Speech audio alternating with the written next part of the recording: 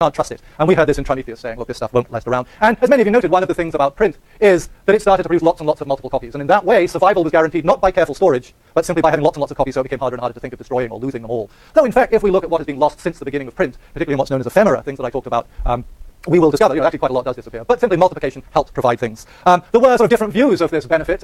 Wonderful quotation by James Kirkwood, who wants to start a library in Scotland in his parish, and he thinks, well, I'll just put every book that's available in the library. Now, that was already an absurd proposition. For 430,000 volumes in Alexandria, it wasn't a good idea. And in fact, what you get almost as much are complaints about this enormous mass of information, and therefore more and more attempts to organize and store and control it. And as it spreads and becomes liberated, there's a countervailing energy into saying, we've got to control this stuff. It's getting out of hand. We can't use it. There's just too much. And a lot of what Jeff talked about the 18th century was a response to that feeling. So one of the questions then that comes up brings me back to this idea of, are we going open or are we going closed? When we looked at the development of the Royal Society and Cafe Society, there was a great idea. Look, this is just going, there's so much out there and we can take advantage of it. We create the Royal Society because we're going to let everybody contribute. Nullius in verba, don't take anybody's word, everybody is equal here. And it sounds very much like Wikipedia, as I said in its early days. Or even earlier than that, a great heroine of mine from Chaucer, the wife of Bath, who says, experience and not authority is enough for me to speak up. I don't have to be a priest. I don't have to be a member of an academy or a university. I've been out in the world, so my word counts as much as anybody else's. She's a great figure, the wife of Bath. And so we see this early spread of Cafe Society where in theory anybody can come. And the new publication, so we saw the beginning of Philosophical Transactions, and here's a journal that now anybody can contribute to on any topic. But we also saw in a fairly short space of time that pleasant title page where all that matters is the topic. Nullius in verba. Doesn't matter who says it, it's the topic that's important. But before too long, they start to say, well, who is it who's making this contribution? And what qualifications do they have? So it isn't then again a simple opening up and continuous opening up. Things start to circle around, and people start to say we need order and constraint and qualifications and all those tricky things when we're going to have access to all this information. And Jeff talked about that when we talk about the wonderful riot of the Kunstkammer. But we slowly move towards the art gallery with everything in chronological order and everything tagged and labeled. And slowly, again, as abundance spreads, order is pushed back onto it through things, and remarkably enduring things, like the library catalog. The library catalog, which we call the card catalog, actually began, some of the many early ones were written on the back of playing cards. Why were they written on the back of playing cards?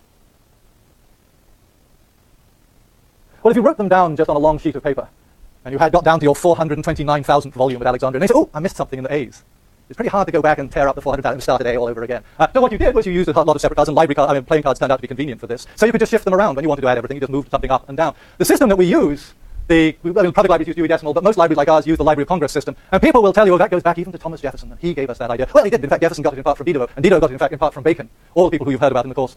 And that legacy is still with us down the hill, just in the next building in the music library, or down the hill further in the Doe Library, that we're still using that very robust system of order. So part of the argument I'm making then is that in fact, and we have made over the course, that it isn't simply a linear progression, but we circle around a lot. It's in our lives because notions of curriculum is a bounded set of things that we are expected to learn. Actually, strangely enough, even in the idea of search meaning, apart from the French, to encircle and look within it, kind of building the haystack before you look for the needle. And although the etymology is problematic, it's in the notion of encyclopedia too. It has different heritage, but in fact most people think of it as the cycle of knowledge, an idea that was inherited by Wikipedia. And again, we talked earlier, it's inherited in the actual physical building of libraries. They tend to encircle and say, look, what we're doing is we're excluding some stuff. The first British library, Panizzi, he would have no law inside it, he would have no economics, he'd have no science inside it. That stuff didn't belong in here. His stuff was simply the arts and the humanities. So there was a sense of, in order to have order, we have in part to encircle and we have in part to include. Just to let everything in is going to make things problematic. So we move on, though. As we get new technology, we're asking, once again, let's set this stuff free. Enough of these crummy buildings and these crummy hierarchies and these tedious paper books. Let's break it out again. And that has a long history. These are actually, as soon as the camera comes along, people started thinking of making images of books and saying, look, we can take photographs first of the library catalog and then maybe of the books themselves and spread them around that way. And we don't need the library anymore. We can get out.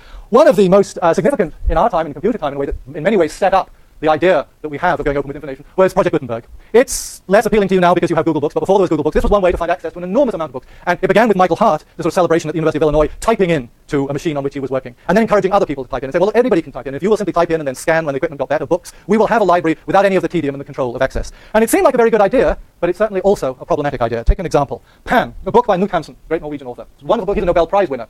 There's a great moment when, and it's about love and anxiety, let me put it, the two people who really can't quite make it together and constant anxiety. This is how the Project Gutenberg book has their first encounter. Wonderful poetic language, and the huntsman is myself, and she will give me a glance of her eyes that I may understand. And when she comes, my heart knows all, he's sitting on a hillside, and no longer beats like a heart, but rings as a bell. I lay my hand on her. Tie my shoelace, she says, with flushed cheeks. The sun dips down into the sea and rises again red and refreshed as if it had been to drink, and the air is full of whisperings. So it's a great emotional passage, and there's the Project Gutenberg version of it. And we can all be moved and say, well, we don't need the Penguin version of that, except, and I can now blush just as red as the setting sun, the passage actually says, in the middle, tie my shoelace, she says, with flaming cheeks. And a little later she whispers, directly, against my mouth, against my lips, oh, you're not tying my shoelace, sweetheart. You're not tying my, a slightly different book, perhaps? And yet, the book that is now most accessible, not simply on Project Gutenberg, which we can all forget about, but in fact, even in the splendor of Google Books, is a heavily censored passage from an extraordinary edition that was put out in the 1920s in America and bowdlerized. A book about sex and anxiety had all the sex removed, and then you're meant to be able to understand what it's about. But that has, through Project Gutenberg, and now also through Google, become the most available book. Now, 20 years ago, if you had wanted to find that wretchedly bad, censored, puritanical copy, you would have had really hard work to find it. Now it's the most available version of the book that you can find. And that's because putting libraries together and going right back to Alexandria, working out what is a worthwhile and a scholarly edition, turn out to be really tricky problems. Google really thought there's no problem at all. We can work out without any problem what books are worthwhile, because we'll see which ones people use. We can work out when they came out, when they were dated. And so, if you look in the additional readings, a very nice article by Jeff looking at Project Gutenberg, at Google Books, and he found some splendid things. The sad thing for me, you all found revealing information about your age or your earlier exploits on Google. Well, Jeff discovered that I was actually writing books in 1899, one of my more splendid feats. So I can't even claim copyright on the damn book. If you look at Google Books as a reliable source, it's enormously problematic. If you just want to drift through and find something to read, but in fact for bad, corrupt editions, and there are many reasons for it. This came out just last week or two from The Atlantic, saying, look, it's absolutely amazing. There's this whole period when, if you look on Amazon, there are hardly any books available from this period. But if we go back to here, there's just thousands and thousands and thousands available. Well, that's true, but it's also problematic. That's when people are now harvesting Google Books and selling them through Amazon, whether as ebooks or as print books. And a lot of the editions they're selling are absolutely appalling editions for one reason or another. So we've in one way been liberated, and another way we've been inundated in a lot of rubbish. Yes?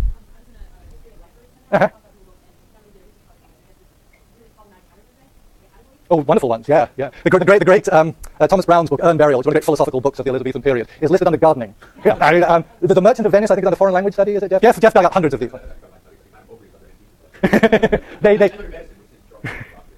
And one of the Dummies series is written by Sigmund Freud, isn't it? I can't remember which they have. Mosaic for Dummies is written by Sigmund Freud. Yeah, it was written by Henry James, which is really wonderful. There's a link to Jeff's article on the site as the additional reading, and he goes through a lot of these, and it's truly wonderful. One of the things to bear in mind is that this kind of order and organization to make things accessible is actually very difficult. GraceNote, who knows what GraceNote is? Michael knows? Anybody else? You all use GraceNote, I would imagine. All of you. Michael, what's GraceNote? It's a database that has a whole bunch of information about, most CDs, not quite everyone. I can use it when you put a CD. So if you put a CD into your machine, probably something will ask you, do you want to have the tracks listed in your archive if you're going to upload it? And it's GraceNote that it goes to. And the recent stuff, so Madonna CDs are all done by the studios themselves. But the idea is that for the other things, as Michael says, not everything's there. But you can add something if you want. And it's a great idea that this open source coding of stuff we can all contribute, which is a very nice idea, except that we all tend to have different ideas of what counts. This is, for instance, from the Alexandria String Quartets, the Alexandria Quartet playing the Beethoven String Quartets. And in fact, of the 7 discs, each is catalogued in 5 of the 7 discs catalogued in different ways, so 2 duplicate. So one decides the artist is Beethoven, but another decides the artist is the Alexandria String Quartet. Now, both of those are kind of reasonable decisions. Then the third just goes bonkers and calls the artist by the track names. So if you actually want to play these in succession or list them in your catalogue as exactly the same work, you can't. If you look at something like Mozart, Don Giovanni, absolutely wonderful. Is it the conductor, is it the singers, or is it Mozart who is the artist? Well, everybody has different opinions, so each disc gets catalogued differently. So this idea that we can just all do this collectively comes up against the idea that actually we need some order to do this. And as you watch, for instance, Wikipedia moving towards Wikimedia, we see ideas of saying, actually, we just need a little bit of control. It doesn't work to say everything should go open. Just in this idea that you can just simply do it by following footprints through the net. This is old now. You can tell it's old by the fact that Amazon doesn't look like this anymore. But I was delighted to go onto Amazon early on 10 years ago and look for a book. And this great recommendation, hello, Paul Duguid, we think you'll like these items. The Social Life of Information by Paul Duguid. Now, in a way, it was brilliant. It got me absolutely right. But on the other hand, if you went up to someone, and said, I think you'll really like this book you've written, they would think that's a really weird recommendation. So, Amazon has got better. But once you start to think about it, you can kind of see that the issues are around that information is tricky stuff. And in some ways, information we might be able to say wants to be free, but actually to make it useful, we often have to control it. And controlling it then produces all sorts of problematic questions. Problematic questions that came up when I talked to you about the Charmides. Who do you trust? Who's reliable? Is that something that, will you take medical advice from anybody, is the Charmides question? Or will it be from a doctor? And how do you know a doctor is a good person? And that's, as I suggested then, why we build these institutions, to provide a kind of insulation that sort of says, well, you can trust us. We have a track record that you can trust. But coming up against that in the provision of information, as we've talked a good deal, is, of course, that there are a lot of financial incentives moving in the other direction. Horace Greeley, who we talked about, said very early on, look, I'm not really selling news to anybody. What I'm doing is selling my readers to advertisers. And that's how newspapers make money. Condé Nast, a figure that many of you will know, said, look, there's 2 ways. You're like Horace Greeley and just sell thousands of newspapers. Or you can actually tell high-end publications which only appeal to a few people, but they're kind of the gold that is out there. And if I can design a publication which will just bring in the gold, and that's what he tried to do with Condé Nast publication, then I can charge a fortune for the advertisements that go in there, because that's what I'm doing. Again, I'm selling my readers to the advertisers. And that then starts to constrain what kind of stuff I put in my magazine, because I want them to come in. So, bringing us quickly up to the present, then we can see that the modern gold diggers in many ways are doing exactly the same thing. What they're doing is looking for a way to bring in an audience that they can then sell to their advertisers. It's Horace Greeley rebuilt all over again. And we can remember this quotation that 2 rather pious students at Stanford University said not long ago, saying, look, if you bring financial matters into this, you corrupt the whole search system. When they wrote that, they didn't think they were going to go on to found Google. It was unfortunate for them. But you can see the tension that becomes involved again. How do you build these systems, depending a little on what you're trying to do? And so, just very cycling around these things, we come to this question of freedom and control, and in some ways, who's being controlled, or is it the information that's being controlled, which is our own old complaint about libraries, or is it us that's starting to be controlled in different ways? 2 sort of astounding quotations for me, and I'm sure we'll come over it before. Scott McNeely at Sun Systems, who said, frankly, you have zero privacy, get over it. Now, really, he wasn't surrendering his own income or documents or corporate secrets for everybody else. He had strong ideas about privacy, but he's telling everybody else who wants to use Java or whatever that Sun has no interest in. Or Eric Schmidt, of course, most important chap in Google. If you have something you don't want anyone to know, maybe you shouldn't be doing it in the first place. So these are some ways the people that we're kind of relying on, in many ways, to protect our privacy, And yet this is the kind of thing that they say about it. I mean, you are, as I think, for some of you to your surprise, others not. Some of you complained, others thought that Google wasn't grabbing enough of your information. But these are the guys that you're handing your stuff over to. Bear in mind what they say when you do that. Okay, so the assignments. Let's spend then the last part of the class just chewing over some of the issues that you went through on the assignments. As I said, thought some were good, some were interesting. Some people I fear sort of I traumatized by getting them to find out what was known about them. Others were a little blasé and said, oh, no, there's not really much there. In fact, Google could do a better job of harvesting my information. So we'll look at those. But if in some ways they're doing the assignment, it's just there to make you reflect a little, both on what's out there and how it gets out there and how it can be used, and to put it, I hope, in the context of this long history of how information is stored and how it's gathered and how it has shifted, so that in some ways not only is what we used to think of as personal information really now owned by Google, but indeed large parts of our disk space is kind of occupied by stuff that they kind of regard as their property rather than ours. One of the first points about it, I mean, there was, as I said, a variation. Some people really thought if you want to know what Google thinks about you, which was the question, and here in some ways it comes back to a certain amount of shame for me, because maybe I didn't write the question well enough. Some people simply put in their name and said, okay, that's how I'll find out what Google knows about me. And that, having done this assignment a couple of years ago, the shift I think was interesting, because it almost suggested to me that some of you thought that Google and the web were synonymous. So in asking what I thought I was doing, what Google knew about you, some of you thought to yourself, well, what's out on the web about me, so let me search my name. But those are two rather different things. Now, in fact, it can be helpful to find out what's on the web about you. But as Steve Tan says, which I thought was an important qualification to add in there, he went through, he looked for himself and said, am I out there, what can I find? But then he said, though at the same time I rest knowing the information gathered was not too revealing and very much shallow, of course, it's a different story altogether if we're speaking of what Google, the entity, knows about me. And that isn't the same thing as what's out on the web that anybody can search for. It's what Google looks through when it gets your search and says, okay, now how can I direct this person to the nearest valuable advertiser? But can you see that those are two different things? And what a lot of you did, and I think it was interesting conceptually that a lot of you seem to think that Google and the web are just one, a seamless whole. But in a way, I think what I was more interested in the answers is more this question, how can we tease out, how can we get Google to reveal what it is? And some of you did this. One of the things that was interesting is that, and I think it was probably truer of the people who are sort of computer scientists or in that realm, were fairly insistent about this. They said, yeah, Google knows something, but I don't care. Or, Google doesn't really know enough, and I wish that it would know more. Michael, you want to speak up? Yeah, so the first thing, I actually tried my name because without being like much narcissist, like you want myself to watch just to see where I come up. And so I tried my name. The narcissism in the class is something we won't comment on. And I actually, by the way, just so you know, I was intrigued at what people were prepared not only to find about themselves, but then to reveal to me. I actually haven't put this part of the slides up on the web, so you're all right. I haven't added to your problems. I thought, if my stuff is linked to my Google account, it should come up with different results. And the only thing, as far as all the results I could try, was my own personal website would vary by a few listings when I Google things, which I think is very interesting because I make a point of turning on web history in Google, telling them to keep track of my advertising. It's a man who wants to be followed. This is a guy who... I personally have no problem making my information available to Google because I'm interested in data analytics and doing some stuff with my data. I'm interested in data analytics, just other people's data online. Okay. But I couldn't get any different results, and I even tried things for articles I've written online at other places. I knew it could have no differently with in my login account using private browsing. It was interesting, but then, because you're interested in analytics, if I go along and do the same search, why is it so different? Yeah, but? Well, I mean, that's just a matter of how Google indexes something versus... You think so? Yeah. I mean, what's the same thing in the 90s that each search engine had their own... And why would it index differently?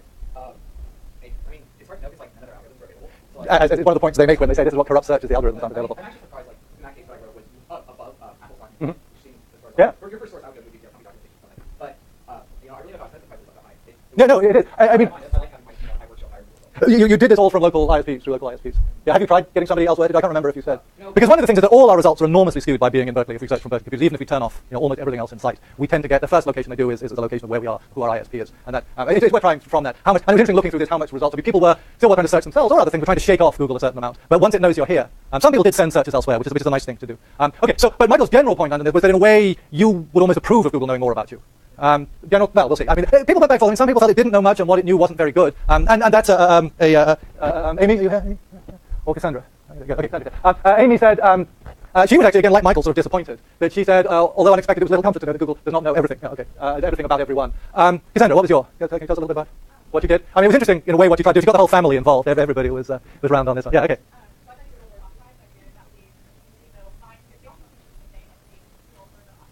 Uh-huh.